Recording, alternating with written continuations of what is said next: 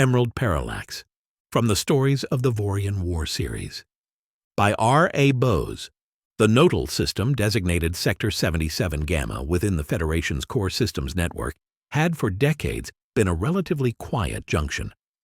Its primary celestial body, the gas giant Viridia, was remarkable mainly for its sheer size and its swirling atmosphere, a mesmerizing vortex of emerald, jade, and malachite hues. Then came the Vorian War, 4 years into the grinding, attritional conflict against the relentless alien invaders. Nodal's strategic position and Viridia's relative security transformed the system. High above the swirling green clouds now hung Viridia Prime Station, no longer a simple waypoint, but a vital nexus of commerce, military logistics, and increasingly desperate technological innovation. Life aboard Viridia Prime unfolded under a constant, inescapable Viridian filter. Light from the immense gas giant below flooded the station's viewports, permeated its observation domes, and tinted the illumination within its sprawling corridors and cavernous docking bays. Everything reflected green, the polished chrome of military bulkheads, the synthetic fabrics of civilian attire, the tired faces of personnel moving with wartime urgency. The station pulsed with activity. Sleek Federation cruisers and battle-scarred destroyers underwent repairs and refits in orbital dry docks. Heavily laden freighters ferried vital resources. Military personnel, their uniforms crisp or combat-worn, were a constant presence alongside corporate executives, engineers, refugees from the besieged branch systems, and the myriad souls supporting the vast station ecosystem. News feeds flickered on public displays, broadcasting grim updates from distant fronts, casualty figures, Vorian advances, fleeting Federation victories. A constant reminder of the existential threat that fueled the station's frantic purpose. It was a hub operating under immense pressure, a gilded cage suspended in an emerald sky where fortunes were made and anxieties festered in equal measure. Within this crucible of conflict and commerce, few entities had experienced a more meteoric rise than Advanced Materials and Shielding Technologies, AMS Tech. Founded a mere 6 years prior, just before the first Vorian incursions shocked the Federation, AMS Tech specialized in niche, high-performance materials science. Their breakthrough product? A lightweight, multi-layered ablative armor composite exhibiting remarkable energy dispersion properties, proved unexpectedly effective against the Vore's bioorganic weaponry and corrosive agents. Almost overnight, AMS Tech transitioned from a promising startup to a critical supplier for the Federation Navy and planetary defense forces. Their proprietary shielding harmonics, developed alongside the armor, offered another crucial advantage, disrupting Vorian energy signatures at close range. Demand exploded. AMS Tech's facilities on Viridia Prime rapidly expanded from a modest research lab and fabrication unit to occupy several prime sectors of the station's industrial ring. Their sleek corporate offices boasted panoramic views of the swirling green giant below, a testament to their sudden, immense profitability. Their workforce ballooned, drawing engineers, technicians, and administrative staff lured by high wartime salaries and the prestige of contributing directly to the war effort. AMS Tech became synonymous with cutting-edge defense, its name whispered with respect in military procurement circles and with envy by corporate rivals.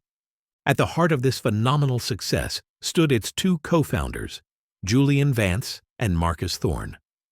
Julian Vance was the public face, the driving force behind the company's aggressive expansion. In his mid-40s, impeccably dressed, Vance possessed an easy charisma and a relentless ambition. He navigated the complex, often treacherous currents of military contracts, corporate partnerships, and station politics with practiced ease.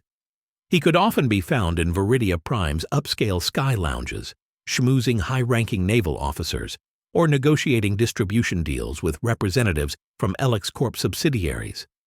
Always projecting an aura of unflappable confidence, the station's green light reflecting sharply off his tailored suit. He was a visionary, a risk-taker, the architect of AMS Tech's market dominance. In stark contrast stood Marcus Thorne. Also in his mid-40s, Thorne was the quiet genius, the meticulous engineer whose breakthroughs formed the bedrock of AMS Tech's technological supremacy. While Vance charmed investors, Thorne haunted the company's sprawling laboratories and fabrication bays, often working late into the station's designated night cycles. His focus was absolute, centered on material stress tolerances, shield frequency modulation, and the relentless pursuit of incremental improvements. He was less comfortable in boardrooms than bent over a holographic materials analysis display, his brow furrowed in concentration, the ubiquitous green glow casting pale highlights on his functional lab coat and the weary lines around his eyes. He was the anchor, the guarantor of quality, the source of the innovation that Vance so skillfully monetized. Their partnership, forged years earlier in a cramped off-station incubator lab, fueled by synth coffee and shared dreams, had initially thrived on this dichotomy. Vance's ambition needed Thorne's genius. Thorne's inventions needed Vance's drive to reach the market. They were two sides of a coin, complementary forces propelling AMS Tech forward. They navigated the early challenges together, securing seed funding, surviving initial production hurdles, celebrating their first small contracts with cheap station noodles under Viridia's watchful eye. It was a partnership built on mutual respect and a shared goal. But 4 years of relentless wartime pressure, exponential growth, and staggering wealth had begun to subtly erode that foundation. The intimate collaboration of their early days gave way to increasingly siloed responsibilities. The sheer scale of AMS Tech's operations demanded specialization, yet this necessary division slowly bred distance. And within that distance, the first hairline cracks began to appear in their professional relationship. The signs were subtle initially, easily dismissed amidst the daily urgencies of war production. A major feature on AMS Tech in the Federation News Network's business segment prominently featured Julian Vance, detailing his corporate strategy and vision. Marcus Thorne's foundational contributions were relegated to a passing mention as head of R&D. Julian didn't seem to notice the slight, or perhaps chose not to, basking in the public recognition. Marcus, observing the broadcast alone in his sterile lab office, felt a familiar, quiet sting of resentment, quickly suppressed but leaving a residue. Their priorities began to diverge in practice, if not yet in overt conflict. Julian spent increasing amounts of time cultivating relationships, attending military galas on the station, negotiating favorable terms with resource suppliers, ensuring AMS Tech remained highly visible and politically connected. These activities were undeniably crucial for the company's continued success, yet to Marcus, immersed in the grueling reality of scaling production and maintaining quality under impossible deadlines, they sometimes felt disconnected, even frivolous. While Julian networked over expensive synth whiskey in lounges bathed in the sophisticated green ambiance favored by the station's elite, Marcus wrestled with supply chain bottlenecks, frantic calls from naval engineers reporting shield fluctuations on newly outfitted frigates, and the constant grinding pressure to produce more, faster, better. The first open friction surfaced during a quarterly production review. Marcus, looking haggard after overseeing 3 consecutive shifts to troubleshoot a problematic batch of armor plating, presented data highlighting the strain on his teams and the inherent risks of accelerating production further without significant investment in new quality control protocols and personnel training. He pointed to minute variations in material density, statistically insignificant perhaps, but worrying trends given the life-or-death nature of their products. Julian, fresh from securing a provisional agreement for an even larger Federation Navy contract, contingent on meeting aggressive delivery milestones, listened with growing impatience. The meeting took place in the main AMS Tech conference room, the vast window behind Julian framing the swirling green majesty of Viridia. The planetary light seemed to make the polished surfaces gleam, but also cast long shadows. "Marcus," Julian interrupted, his tone smooth but firm, cutting across Marcus's detailed explanation of molecular cohesion variants. "I appreciate the diligence truly, but we're at war. Statistically insignificant doesn't register with Commander Rostova when a cruiser squadron needs refitting yesterday. He gestured broadly towards the window, towards the unseen conflict raging beyond the Natal system. The Navy needs our plating. Lives depend on it. We meet the deadline, then we refine the protocols. We can't afford to hesitate. Marcus bristled, leaning forward. Hesitation isn't the issue, Julian. It's sustainability. It's reputation. If one batch fails catastrophically because we cut corners on QC, it won't fail, Julian stated flatly, his charm momentarily replaced by steel. Your teams are the best. Ensure it doesn't fail. That's why we pay you. He glanced at his chrono. Now, I have a follow-up call with Procurement Command. Let's focus on solutions, not potential problems. The conversation ended there, unresolved. Julian moved on to his next meeting, confident and decisive. Marcus retreated to his labs, frustrated, feeling unheard, and increasingly burdened by the responsibility Julian so easily deflected. The incident wasn't a major blowout, merely a disagreement over priorities, common in any growing business. Yet it marked a subtle shift. The easy collaboration was fraying, replaced by hierarchical directives. The pressure cooker environment of Viridia Prime, fueled by the Vorian War and filtered through the omnipresent sickly green light of the gas giant below, was beginning to warp the very structure of their partnership. The gilded cage built by their shared success was starting to feel confining, its bars casting long, diverging shadows. As the Vorian War entered its fifth relentless year, the demands placed upon frontline systems and their support infrastructure intensified exponentially. On Viridia Prime, the initial fervor of wartime profiteering began to curdle under the immense, grinding pressure. The Vore adapted, their tactics evolved, and the Federation's need for countermeasures became increasingly desperate. For AMS Tech, this translated into contracts of staggering value, but also into brutal deadlines, escalating performance requirements, and the suffocating weight of expectation. Success, once a source of unified pride for Julian Vance and Marcus Thorne, was rapidly becoming a wedge driving them apart. The competitive landscape also shifted.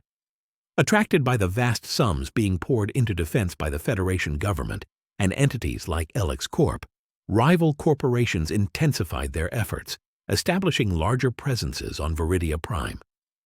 Industrial espionage, always a concern in high-stakes R&D, became a palpable threat, fostering an atmosphere of suspicion.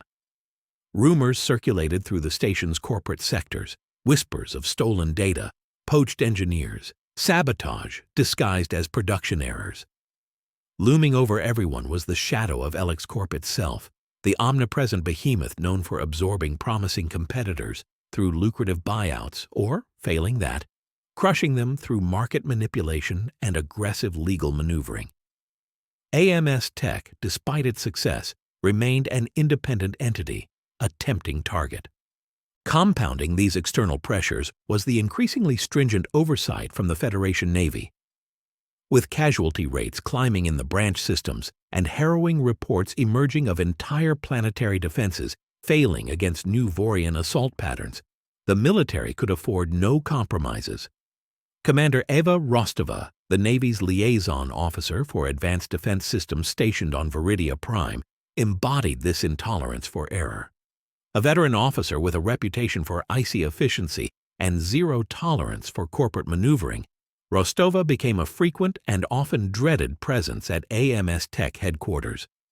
A pivotal meeting convened in AMS Tech's primary holographic conference room illustrated the widening chasm between the partners.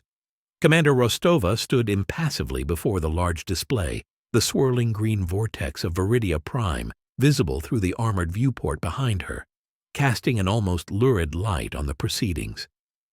Julian Vance stood beside the display, projecting confidence, while Marcus Thorne sat at the polished table, data slate in hand, looking visibly strained.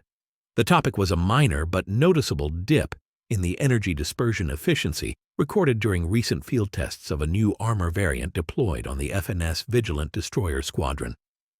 "Mr. Vance," Rostova began, her voice devoid of inflection, Your Series 7 plating is performing marginally below the contracted specifications. Under optimal conditions, the variance is negligible.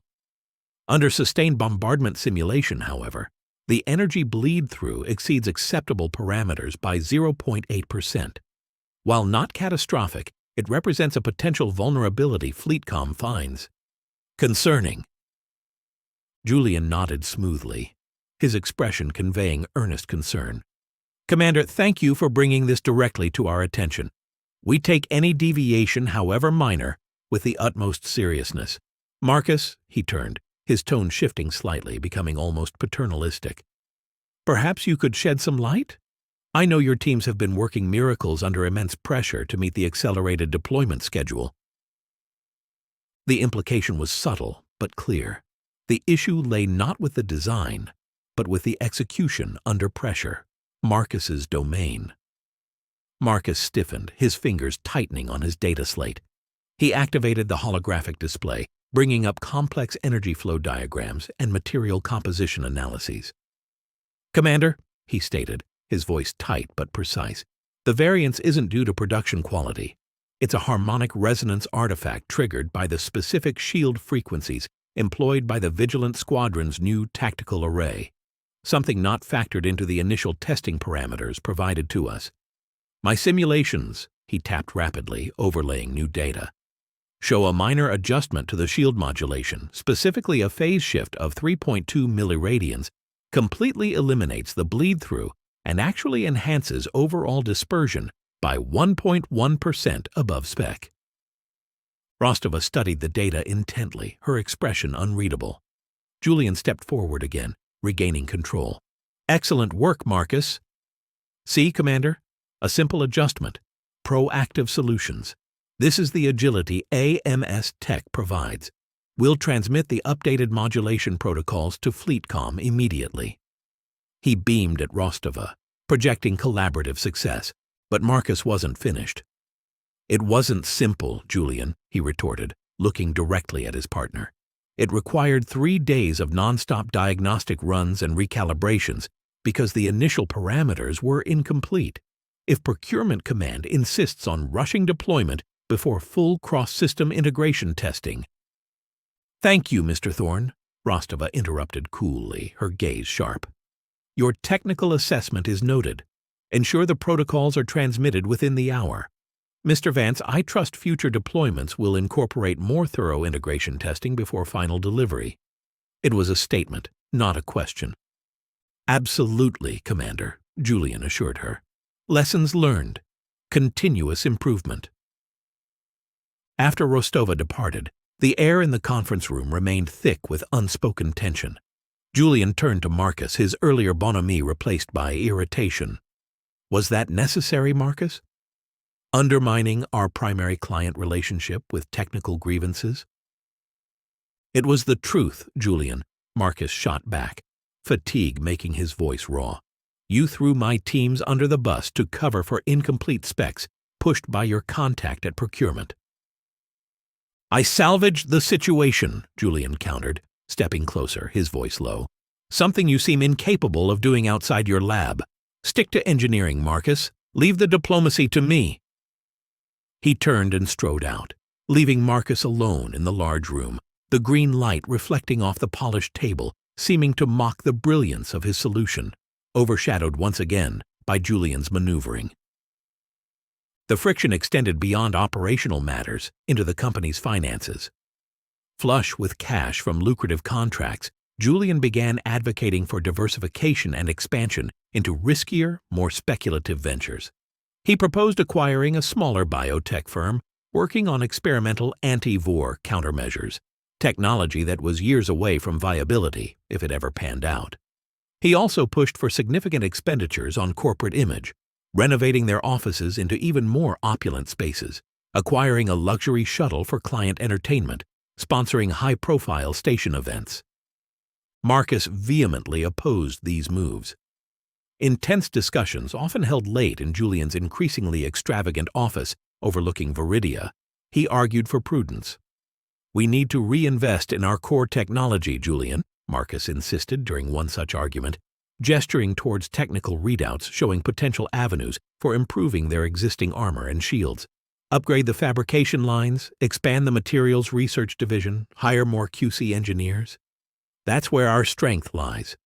This biotech venture is a gamble, and frankly, this office renovation is burning credits we should be using to safeguard our primary contracts.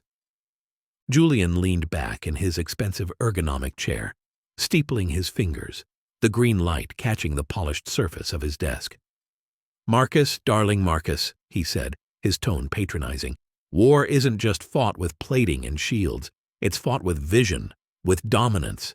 We need to project power, attract talent, stay ahead of the curve. Elix Corp isn't sitting still, neither can we. This biotech firm could be the next big thing. And frankly, our image matters when negotiating billion credit deals." He waved dismissively at Marcus's readouts. "Refinements are good. Groundbreaking innovation is better. I'm making the executive decision. We proceed with the acquisition and the renovations." As the majority shareholder, albeit by a slim margin negotiated years ago, Julian's decision was final.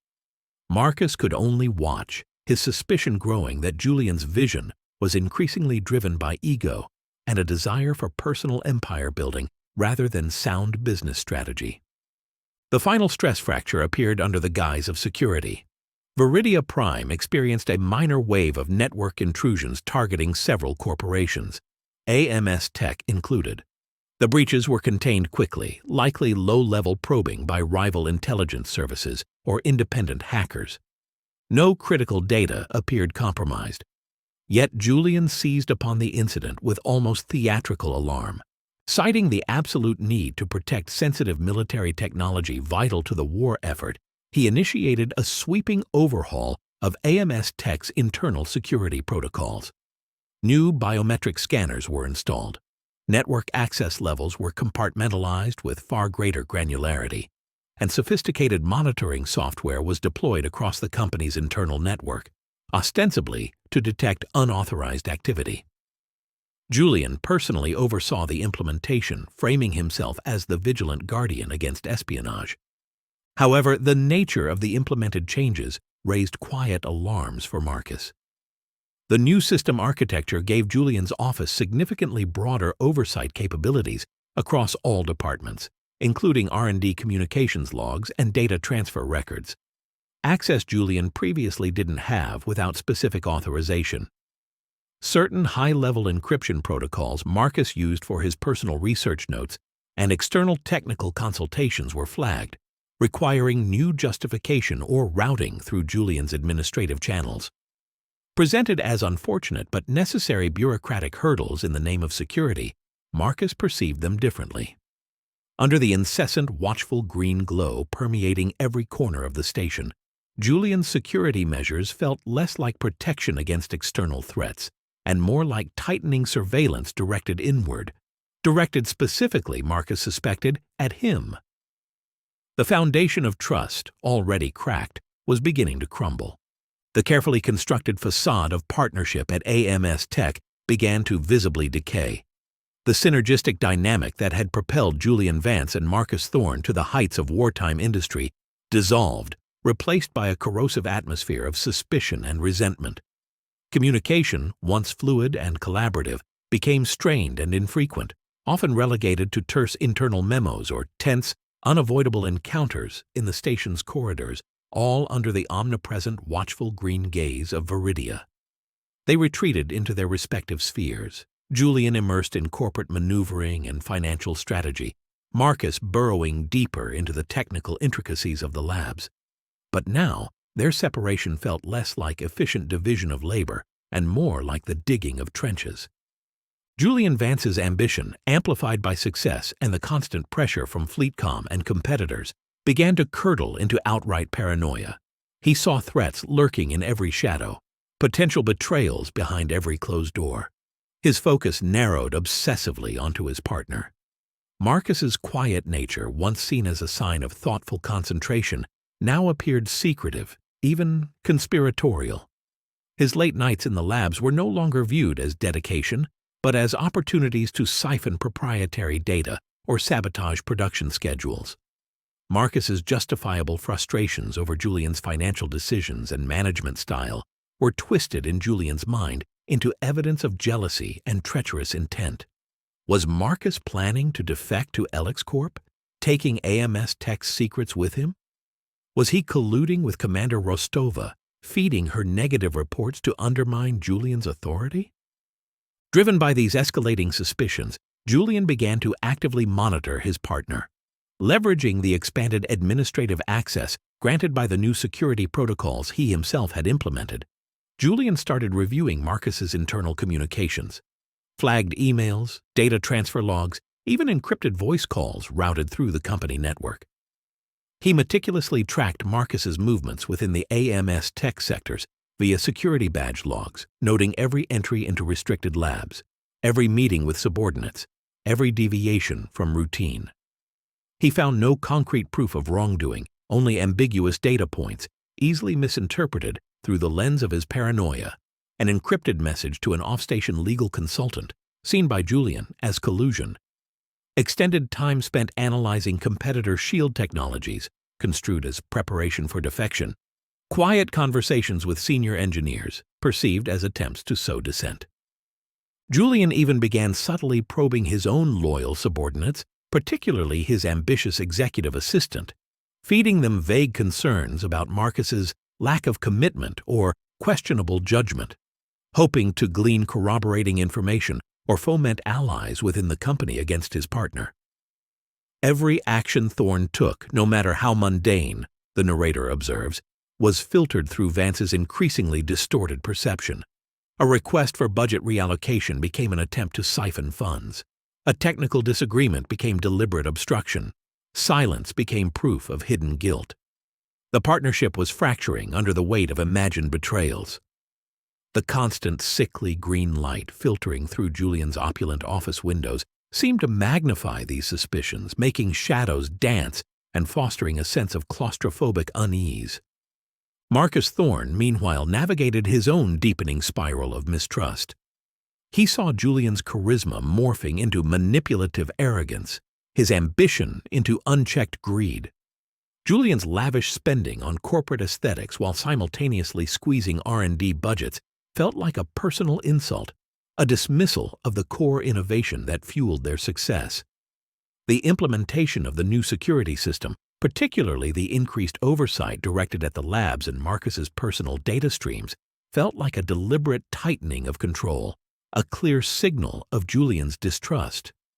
Marcus became convinced that Julian was systematically marginalizing him, likely manipulating financial records to obscure personal extravagance or potentially disastrous speculative investments, with the ultimate goal of forcing him out of the company they built together.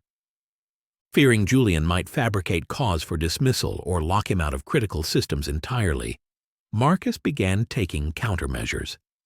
Working late in the labs, ostensibly on research projects, he started meticulously copying sensitive data, core R&D files detailing their proprietary armor and shield technologies, internal financial reports he suspected were being sanitized for board review, records of crucial design decisions and experimental results. He encrypted this data onto secure personal storage devices, rationalizing it as insurance, proof of his contributions and potential evidence of Julian's mismanagement, should the need arise. He justified his actions as self-preservation against a partner he no longer trusted. His clandestine consultations with an off-station legal firm, conducted via heavily encrypted channels from public terminals elsewhere on Viridia Prime, focused on partnership dissolution clauses and intellectual property rights. These secret activities, born of fear and suspicion, inevitably created the very behavioral patterns that fed Julian's paranoia. Marcus's increased secrecy, his late hours involving large data transfers, flagged by Julian's monitoring, his use of external communication methods, all served as confirmation for Julian's belief that Marcus was plotting against him. They were caught in a feedback loop of escalating mistrust, each partner's defensive actions inadvertently validating the other's worst fears. Their direct interactions became fraught with tension, punctuated by long silences or barbed comments veiled in professional courtesy. Chance encounters in the station's transit systems or shared corporate facilities were awkward, charged affairs. During one such encounter in an executive elevator, the doors slid open to reveal Commander Rostova waiting. Julian immediately launched into a smooth progress update, subtly emphasizing his role in resolving recent supply chain issues. Marcus remained silent, his expression unreadable behind a neutral mask, which Julian interpreted as sullen resentment and possible collusion with the commander. On another occasion, Julian, walking past Marcus's primary lab late at night, overheard a snippet of conversation through the partially open door. Marcus was speaking quietly but intensely to his lead materials scientist about potential structural weaknesses and unacceptable risk factors. Julian didn't hear the context, a discussion about a competitor's flawed design they were analyzing, and immediately assumed Marcus was deliberately fabricating flaws in AMS Tech's own products, perhaps to leak damaging information or justify delays.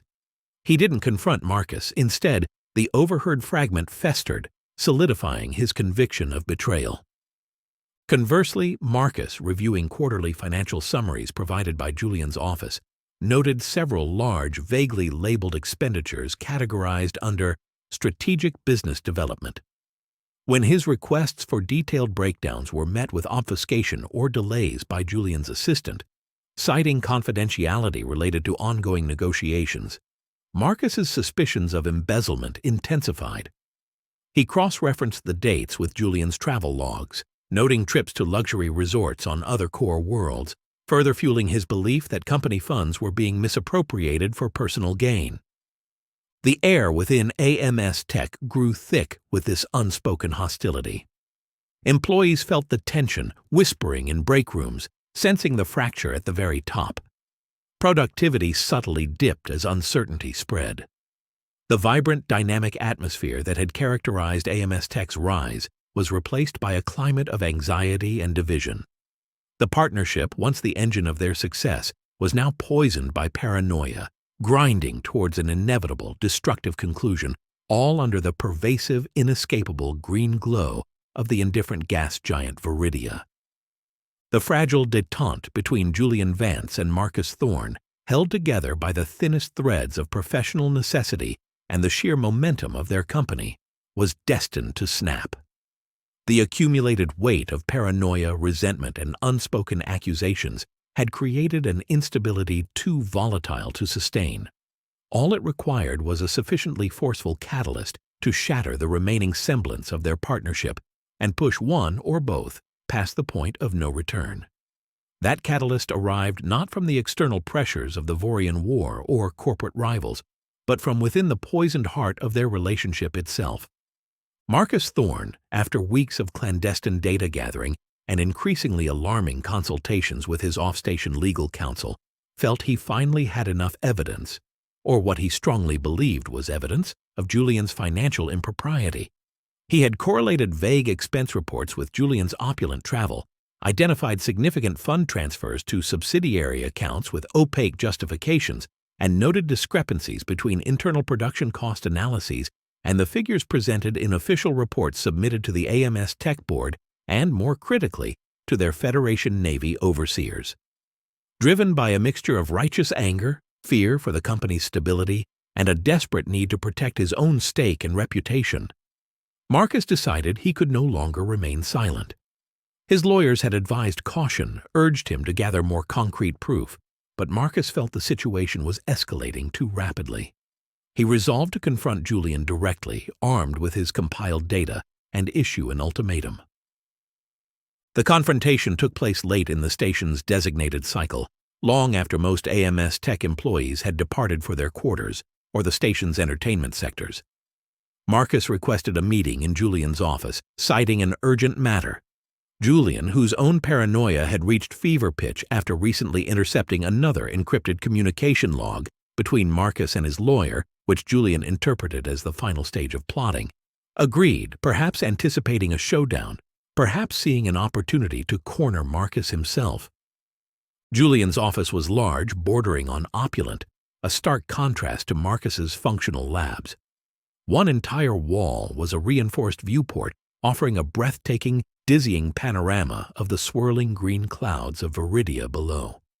The indirect lighting cast long, distorted shadows, enhancing the room's inherent drama and the ever-present emerald tint. When Marcus arrived, Julian was standing by the viewport, looking out at the gas giant, a glass of expensive synth whiskey in his hand. The initial exchange was deceptively calm, laced with a chillingly polite venom. Marcus, standing stiffly before Julian's massive desk, didn't waste time. He activated his personal data slate, projecting holographic summaries of the financial discrepancies he had uncovered directly onto the display surface embedded in Julian's desk. "Julian," Marcus began, his voice tight but controlled, "I've reviewed the quarterly expenditures and cross-referenced them with project cost actuals and your discretionary spending logs. There are significant irregularities. Funds allocated for strategic development appear to have been diverted for non-business-related travel, undocumented acquisitions, and potentially—" Julian turned slowly from the window, his expression unreadable in the dim, green-tinged light. He glanced dismissively at the holographic data. "Marcus, are we really going through this again? My strategic investments are building our future. Confidentiality is paramount in these negotiations. You wouldn't understand the nuances." "I understand misappropriation," Marcus retorted, his voice rising slightly. "I understand inflated expense reports. I understand nearly 10 million credits unaccounted for in the last 6 months alone." He gestured emphatically at the glowing figures. "This isn't just poor judgment, Julian. This looks like fraud. This jeopardizes our naval contracts, everything we've built." Julian walked calmly towards the desk, setting his glass down with a soft click. "You've been spying on me, haven't you, Marcus? Digging through private company files, colluding with outside counsel." His voice dropped, losing its smooth edge, replaced by something cold and dangerous. "Planning your exit? Perhaps taking some proprietary data with you to sweeten the deal with Alex?" "Don't twist this," Marcus shot back, anger finally overriding his caution. "This is about your actions, and I won't stand by while you run AMS Tech into the ground or turn it into your personal slush fund. Either you provide a full, transparent accounting for these discrepancies immediately, or I'm taking this data directly to Commander Rostova and the station security authorities tomorrow morning." The ultimatum hung in the air, heavy and irrevocable. For Julian, it was the ultimate confirmation of his paranoia: betrayal, threat, imminent ruin. The carefully constructed world he had built, fueled by ambition and now teetering on questionable financial maneuvers, was about to collapse. The thought of exposure, disgrace, the loss of status, the potential legal consequences, and the smug triumph he imagined on Marcus's face coalesced into a surge of pure, unadulterated panic and rage. The green light from Viridia seemed to pulse, distorting Julian's features, leaching the color from the room, turning it into an alien landscape.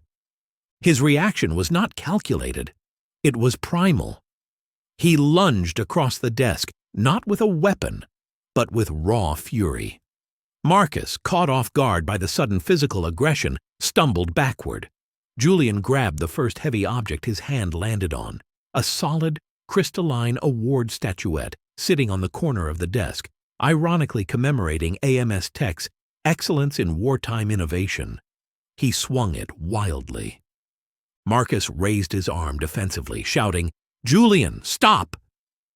The heavy statuette connected with sickening force against the side of Marcus's head. Marcus cried out, staggering, data slate clattering to the floor. He raised a hand to his temple, blood instantly welling between his fingers. Julian, breathing heavily, eyes wide with a mixture of terror and fury, didn't hesitate. Seeing Marcus still standing, still a threat, he swung again, a brutal, downward blow. This time it struck Marcus squarely on the back of the skull. Marcus collapsed without another sound, hitting the luxurious, sound-dampening carpet with a soft, final thud. Silence descended upon the opulent office, broken only by Julian's ragged gasps for air, and the low, omnipresent hum of the station's life support. Julian stared down at Marcus Thorne, his partner, his co-founder, lying motionless on the floor in a slowly spreading pool of dark blood that looked almost black under the pervasive green light. The heavy statuette slipped from Julian's trembling hand, landing softly on the carpet beside the body. The rage drained away instantly, replaced by a cold, overwhelming wave of horror and panic. He hadn't planned this.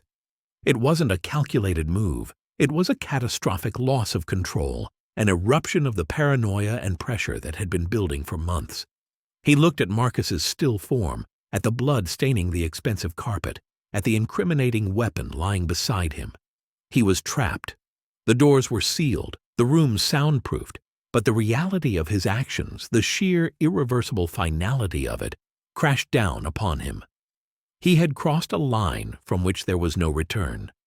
The only thought that pierced through the fog of panic was the desperate, immediate need to conceal what he had done.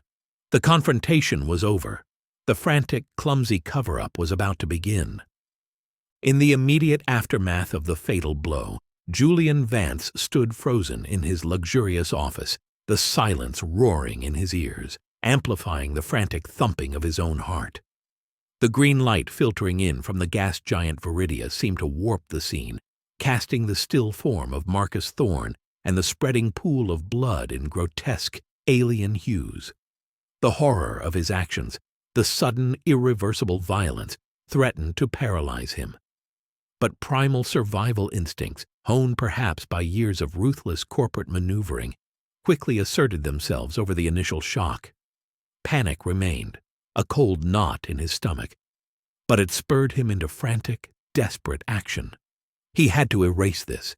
He had to make Marcus disappear. The logistical nightmare of concealing a murder and disposing of a body aboard Viridia Prime, a densely populated high-security installation under constant surveillance, immediately began to press upon him. Every corridor had cameras, every access point logged identities, every waste disposal chute potentially monitored for hazardous materials. His mind raced, desperately seeking solutions. Grappling with the grim practicalities under the crushing weight of adrenaline and fear. His first instinct was to clean the scene. Using sanitizing wipes from his executive washroom and absorbent microfiber cloths he kept for polishing his desk, Julian frantically began scrubbing at the blood staining the expensive carpet and the base of his desk where Marcus had fallen. He quickly realized the futility of removing every trace from the porous material. Forensic technology aboard a station like Viridia Prime would be sophisticated. He needed to remove the source of the contamination, the body itself, and anything directly associated with it. He retrieved the heavy statuette, wiping it down obsessively, considering where to hide it before realizing it was too distinctive. It had to disappear with Marcus. He also gathered Marcus's fallen data slate, pocketing it, another piece of the puzzle to manage. The immediate problem was the body. He couldn't leave Marcus in his office. He needed a temporary hiding place within AMS Tech premises, somewhere secure but out of the way, until he could devise a more permanent disposal method under the cover of the station's deepest night cycle. His panicked gaze swept the office, landing on a large built-in environmental control unit access panel, usually hidden behind decorative paneling. Prying it open revealed a cramped but deep maintenance space filled with ductwork and filtration systems, dusty, seldom accessed, and not under direct surveillance. Moving Marcus's dead weight, even in the station's standard simulated gravity, was a grim, strenuous task. Julian, fueled by adrenaline, half-dragged, half-carried his former partner across the office, leaving faint smears he frantically wiped away. He wrestled the body into the cramped maintenance space, arranging it awkwardly behind thick conduits, along with the cleaned statuette and Marcus's data slate. He carefully replaced the decorative paneling, checking for any obvious signs of disturbance, his heart pounding, sweat beading on his forehead despite the office's cool temperature. With the body temporarily hidden, Julian turned his attention to creating an alibi and establishing a narrative for Marcus's disappearance. He knew their argument might have been overheard or inferred by late-working staff, He needed to frame Marcus's absence as voluntary, perhaps the result of their disagreement. Using Marcus's personal comm device, taken from the body before hiding it, Julian carefully composed a short, seemingly abrupt message addressed to himself and Marcus's lead engineer. Mimicking Marcus's typically concise style, the message stated something like, "Need space. Taking unscheduled personal leave, effective immediately. Will be off station. Don't contact." He knew sending it from Marcus's own device would lend it initial credibility. He timed the sending of the message for roughly 30 minutes after he estimated the time of death, hoping to create a buffer. Then Julian meticulously cleaned himself up, changed his slightly spattered shirt for a spare he kept in his office closet, and made a deliberate show of leaving his office at a reasonable hour, nodding curtly to the skeleton night shift security personnel near the main AMS tech exit. He needed witnesses placing him leaving after Marcus had supposedly stormed off. He spent the next hour conspicuously present in a public area of the station, a sparsely populated late-night cafe near the transit hub, nursing a synth coffee, ensuring his presence was logged by ambient security cameras. He forced himself to appear calm, perhaps slightly preoccupied, the model executive unwinding after a long day. Inside, his mind was a maelstrom of fear and frantic calculation about the next most dangerous step, final disposal.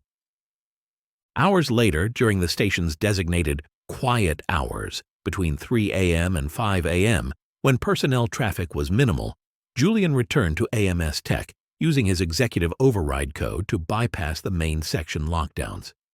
He retrieved Marcus's body from the maintenance space, the grim task no easier the second time, and sealed it, along with a statuette and the data slate, inside a large, opaque industrial waste container used for discarded fabrication materials.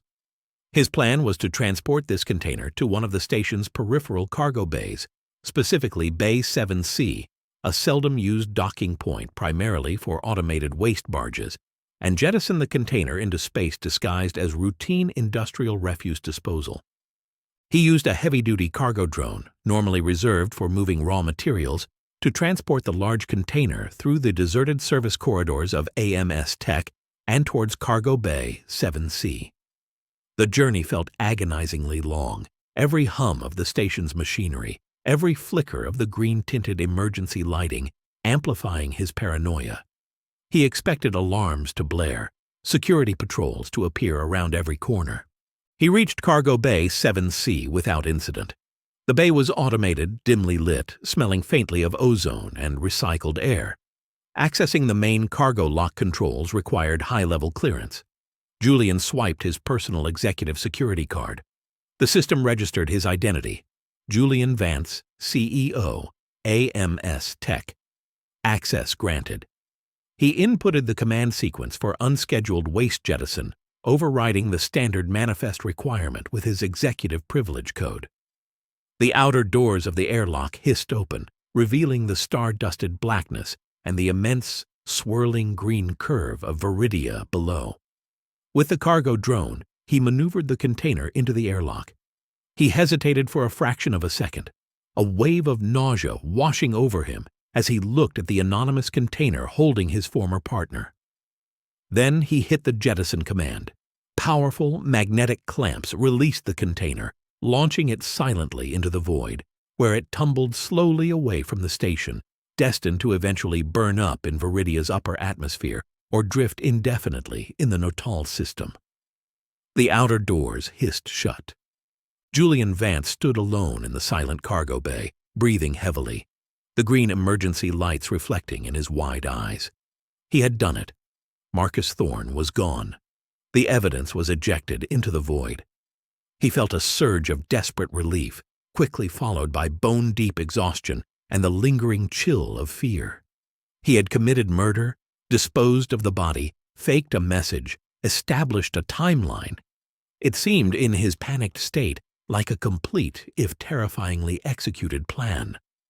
But it was here, in the successful execution of his desperate disposal plan, that Julian Vance made his critical, boneheaded mistake. In his haste and panic, focused solely on getting rid of the container, he had relied on the most convenient tool available to him, his own high-level executive access card and override codes. He hadn't considered using a cloned lower-level card, hadn't attempted to mask his digital footprint, hadn't thought about the immutable log created by the station's security system. The system had precisely recorded Julian Vance, CEO, accessing Cargo Bay 7C control systems, initiating unscheduled waste jettison procedure, timestamp 0417 station time, an anomalous action at an anomalous hour in a location far from his usual sphere of activity, creating a single indelible data point, a digital breadcrumb that, once discovered, would unravel his entire frantic deception. He left the cargo bay, returning to his empty apartment elsewhere on the station as the first hints of the scheduled dawn cycle began, utterly unaware of the fatal flaw woven into the fabric of his desperate cover-up. In the bustling, high-stakes environment of Viridia Prime Station, disappearances were not entirely uncommon. Individuals succumbed to the immense pressures of wartime work, sought escape from debts or entanglements, or simply vanished into the vast, transient population that flowed through the station's arteries. When Marcus Thorne, the reclusive but brilliant co-founder of AMS Tech, failed to report for duty for 2 consecutive cycles, the initial reaction within the company and by station authorities was muted. Julian Vance, appearing appropriately concerned but professionally composed, informed both AMS Tech personnel and station security that Thorne had abruptly resigned via a terse personal message following a significant professional disagreement, indicating he was taking immediate, indefinite, personal leave off station.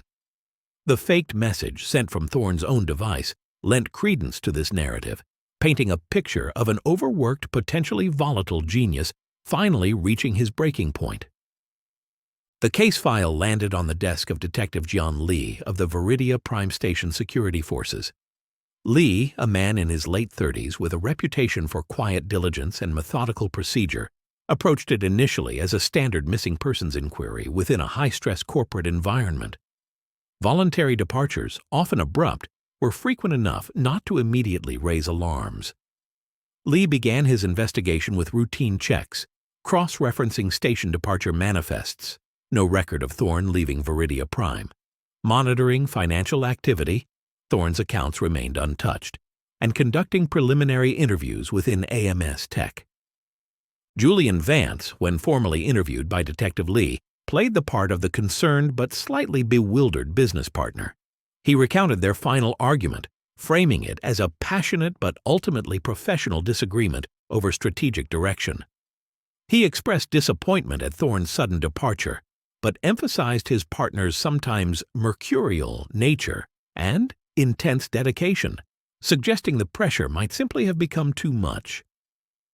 He produced the faked comm message as evidence of Thorne's stated intention to leave.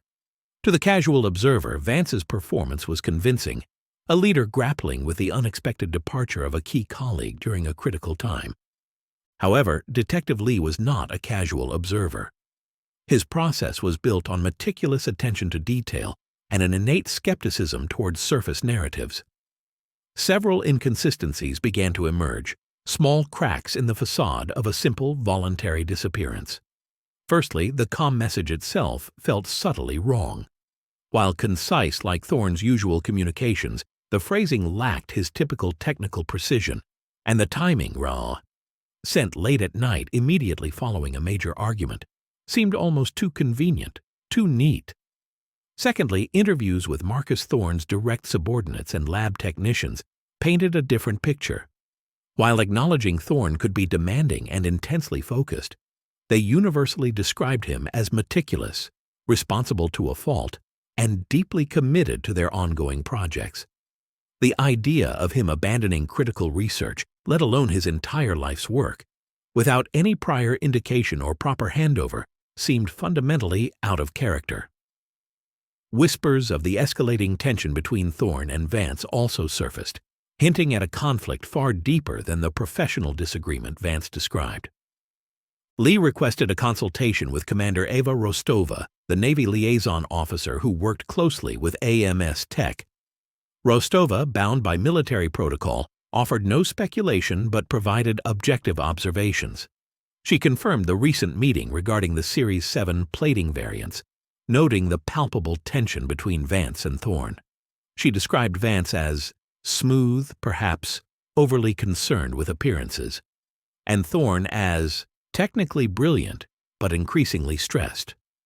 She also noted, dispassionately, that any disruption to AMS Tech's leadership or production schedules during wartime would be viewed with extreme disfavor by FleetCom.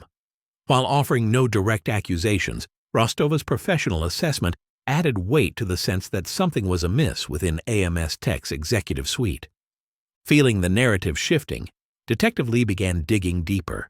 He obtained warrants to review AMS Tech's internal security logs and communications records more thoroughly, focusing on the period surrounding Thorne's disappearance. He meticulously mapped the movements of both Vance and Thorne within the facility on the day of the alleged argument. He reviewed surveillance footage from corridors, labs, and common areas, seeking visual confirmation of the timeline Vance had provided. He saw footage of Thorne entering Vance's office late that evening, clearly agitated. He saw Vance leaving the office complex significantly later, appearing composed. There was, however, no footage of Thorne leaving the executive office suite area himself. This absence was troubling. The breakthrough came during a routine, albeit comprehensive, cross-check of high-level security access logs across all station sectors for the 48-hour period around Thorne's disappearance. Lee wasn't initially looking for Vance specifically, but for any anomaly that might relate to Thorne's movements or potential departure. Deep within the data logs from Viridia Prime's sprawling infrastructure division, an entry flagged for its unusual parameters caught Lee's attention. Julian Vance, CEO, AMS Tech. Security clearance Omega 7. Access. Granted Cargo Bay 7C, Waste Management Airlock Control. Timestamp 4:17 station time. Action, manual override. Unscheduled material, jettison procedure initiated. This single data point was profoundly jarring. Cargo Bay 7C was located in a remote industrial sector, far from AMS Tech's facilities or Vance's usual operational sphere. It was primarily used for low-priority, automated waste disposal. Why would the CEO of a major tech corporation personally access a seldom-used waste disposal airlock in the dead of night and manually override standard protocols to jettison unspecified material? It was an action completely inconsistent with Vance's position, schedule, and routine. The timing, just hours after Marcus Thorne was last verifiably seen entering Vance's office, was deeply incriminating. Detective Lee now had a specific time, place, and action linking Julian Vance to something highly irregular immediately following Thorne's disappearance. The investigation pivoted sharply. Lee requested expedited forensic analysis of Cargo Bay 7C, specifically the airlock mechanism and surrounding area. While the vastness of space made recovering the jettisoned container virtually impossible, micro-trace analysis was feasible. Initial results were inconclusive. The bay was relatively clean, designed for industrial use. However, under microscopic analysis, technicians found minute traces of specific polymer compounds used exclusively in AMS Tech's fabrication processes, along with trace elements consistent with cleaning solvents found in Vance's executive office suite. Circumstantial but suggestive. Armed with the inconsistencies in the narrative, the questionable comm message, the character witness accounts, the absence of Thorne on departure logs, and now the damning digital footprint placing Vance initiating an unscheduled jettison from a remote cargo bay hours after Thorne vanished, Detective Lee felt he had sufficient grounds for a formal, confrontational interview. He requested Julian Vance meet him not in a sterile station security interview room, but back in Vance's own opulent office, the scene Lee strongly suspected of the crime itself. Julian Vance agreed, perhaps believing he could maintain control on his home turf. He received Detective Lee with practiced civility, offering him a synth coffee, the green light from Viridia casting long, almost accusatory shadows across the room as the station rotated. Lee declined the coffee and calmly began laying out the discrepancies he had uncovered, his tone neutral, his gaze steady. He outlined the inconsistencies in the timeline, the concerns about the comm message's authenticity, the stark contrast between Thorne's known character and his alleged actions. Vance listened, his initial composure beginning to fray at the edges.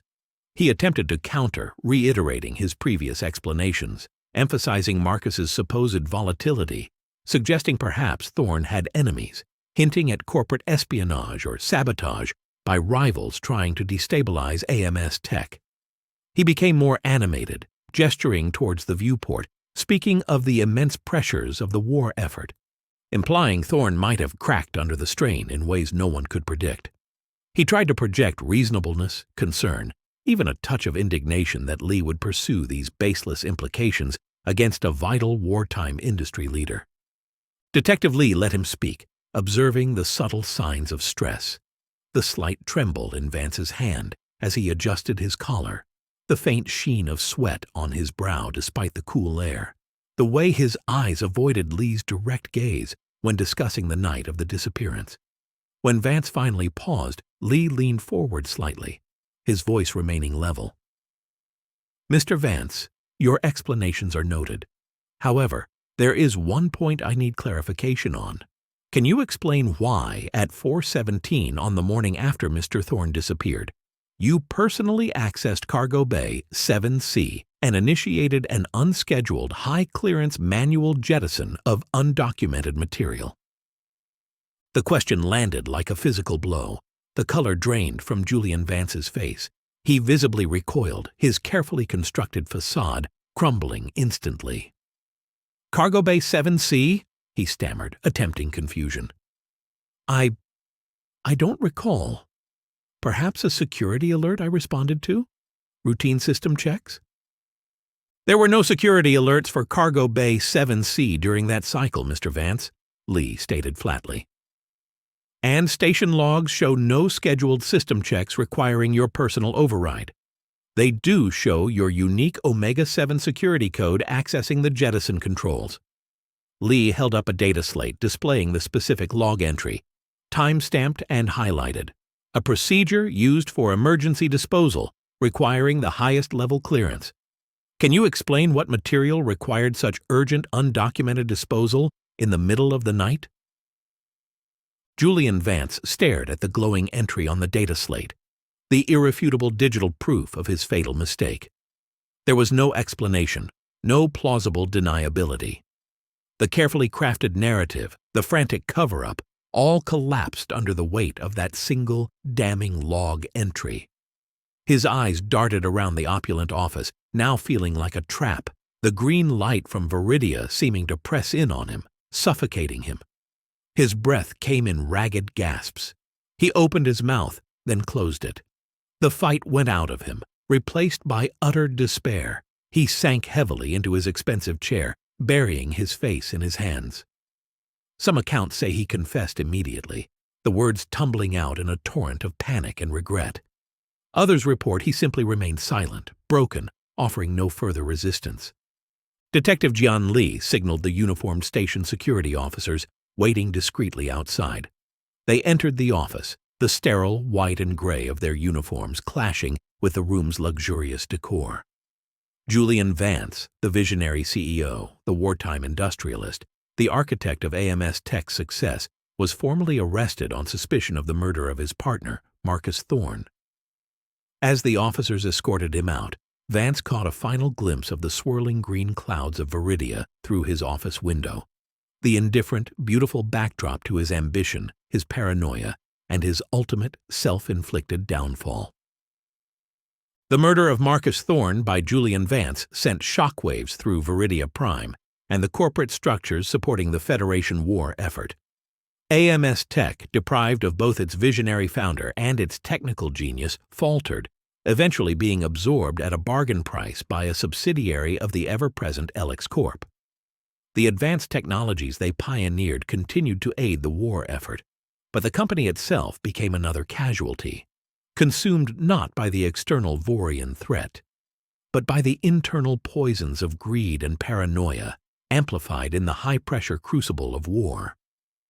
The story serves as a grim reminder, often recounted in the station bars under Viridia's emerald glow, that the fight for survival against an alien aggressor does not grant immunity from the darkness within humanity itself.